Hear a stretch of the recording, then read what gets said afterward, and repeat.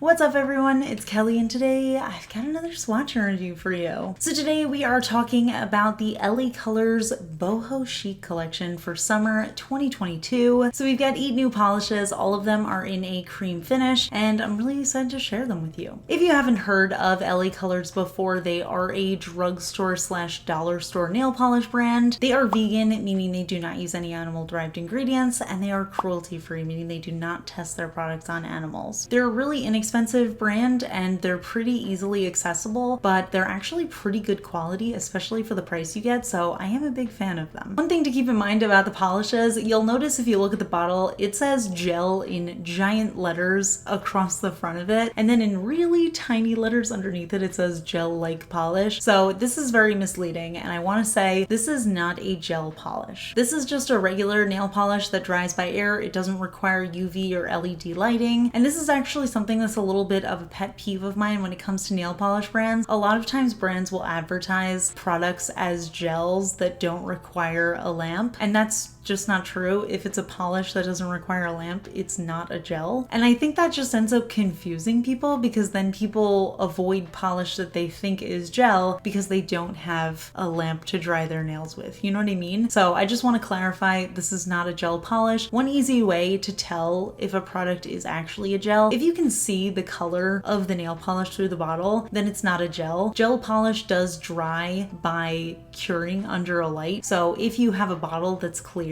and it's in any form of light, it's gonna harden. So that's why real gel polishes have an opaque bottle where you can't see the color, because that way the light won't come through and cure it. So hopefully that clears anything up here. I still like this brand, and I still like a lot of brands that advertise as being gel polishes that don't require a lamp, but it's just a little bit of confusing terminology that I kind of wish didn't exist. But anyway, getting back to the polishes, I actually thought that these colors had a little bit more of an autumnal vibe than a summery vibe, but the more I look at them, the more I can kind of see the summery vibes, especially with that like boho chic style. But let me show you the swatches, then we'll talk a little bit more about pricing, availability, my thoughts, all that good stuff. So roll the footage. So as with all of my swatch and review videos, I am using base coat underneath all of my swatches just to protect my natural nail and prevent any stains. Today I am using the Cuccio base coat, so I'll link it down below. So first up in the collection we have the shade Journey, which is a really beautiful deep teal cream shade, and I would say this is probably the color that threw me off the most in the collection, where I thought it looked a little bit more appropriate for fall than for summer. But looking at it on the nail, it's actually a little bit lighter than I expected, and I can definitely see how this could be a good summery color, especially again, like I said, with that boho vibe. And it's a really nice formula. It dries down slightly darker than it applies on the nail, but it was almost a 1 coater, and in 2 coats it looks absolutely gorgeous on. Next up we have the shade Moon, and this one is a very light gray cream shade. And on the first coat it was really sheer. I could see perfectly through it to my nail below, so I figured this was going to be a 3 coater on me, which it was. I ended up doing 3 coats, but I have to say I feel like I could get away with doing 2 coats because it is pretty self-leveling. It's just tiny little bits of the nail just feel like they're not quite there, so I ended up doing a 3rd coat, and I think it looks really great in that. Now, you guys know I don't always love a 3 coater, but when you are talking about such a low price point, I really do not mind doing 3 coats, especially for a very pretty color like this. Moving on, we have the shade Monarch, which is a really beautiful golden yellow cream shade. And again, this one did end up being a 3 coater on me, but I will say something I mention a lot in my videos, yellow nail polish tends to be, in my opinion, one of the sheerest colors. I would argue that yellow tends to be more sheer than white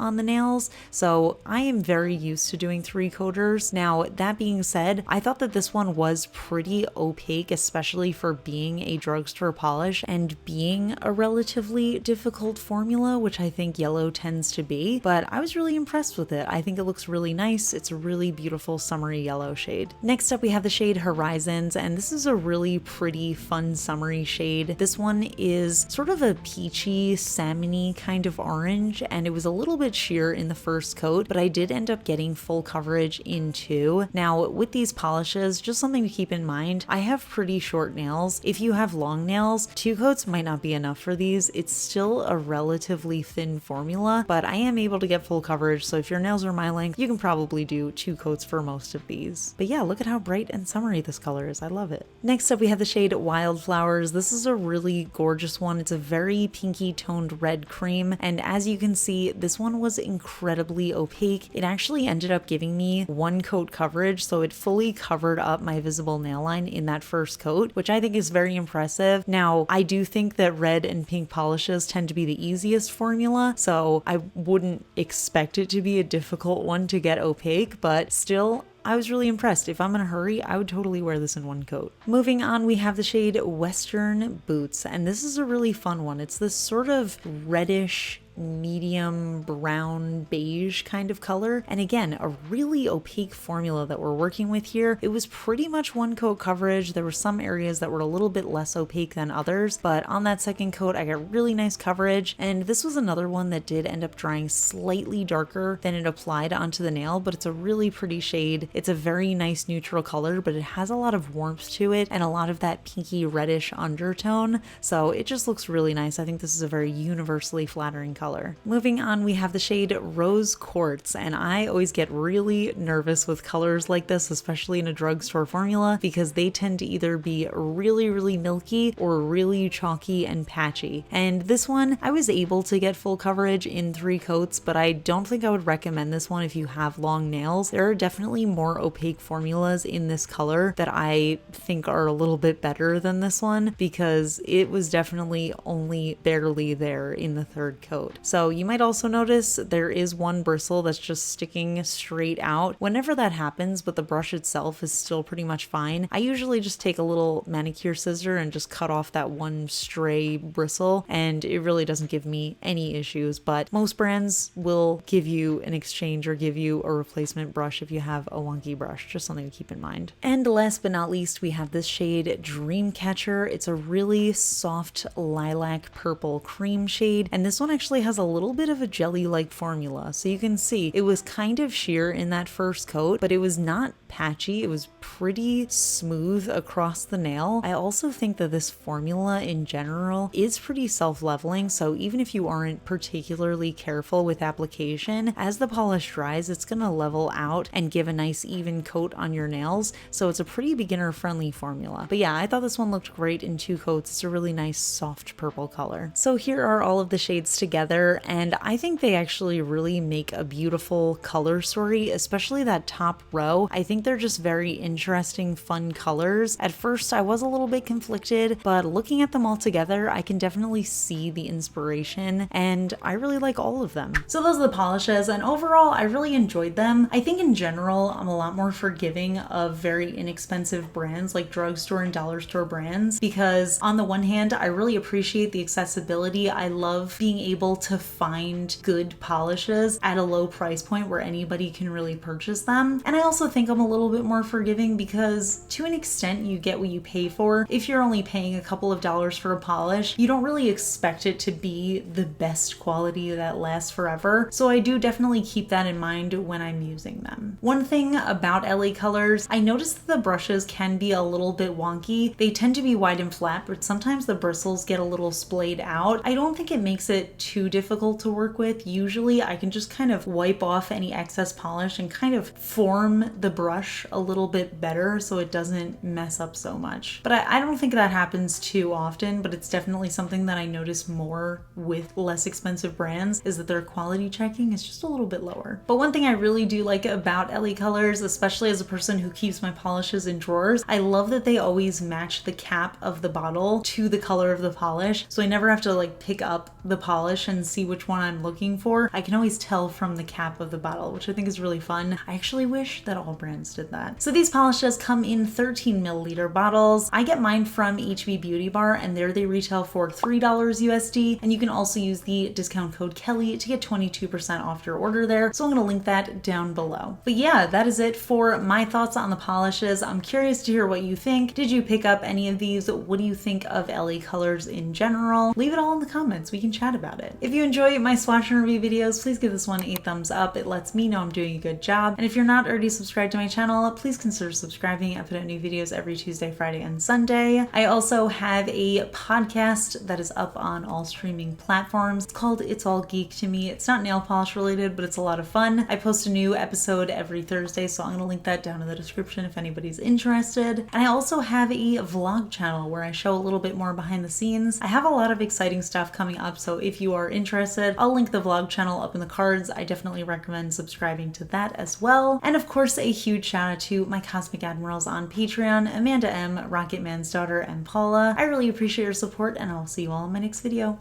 Bye. Today's fun fact question comes from Patreon supporter Brooke B, and Brooke B wants to know, what are 3 of the best books you've read this year? And that is going to be difficult, so let me pull up my Goodreads and see, because I've already read a bunch of books. Let's see, according to Goodreads, I have read 37 books so far this year, which I feel like is a lot. I read a book by Lexi Ryan called These Hollow Vows. I thought that was really good. It's just like a young adult fairy fantasy fiction book. That's definitely my style. I also read a good amount of romance so far this year, which I've really been enjoying. I read this book by Emily Henry called Beach Read. I actually read it while I was on vacation, and I absolutely loved it. I thought that was definitely a very fun read. I'm not really a self-help book kind of person. I'm very much a fiction person, but I did read a book by Ethan Cross called Chatter, The Voice in Our Head, Why It Matters and How to Harness It. And I thought that that was actually a really helpful book. It was really interesting kind of learning about the different studies about kind of how our inner voice works. So I definitely recommend that as well, especially if you're a person who has a little bit of anxiety. I thought that was really helpful for me. I guess I'll stick with those answers. But yeah, I definitely read a lot, mostly young adult, new adult fiction. I really like fantasy, but I also get a little bit into romance, contemporary romance. I'm also pretty big on. I'd like to get a little bit more into high fantasy, but I have a very hard time getting through those books. So maybe if there's something that's like a high fantasy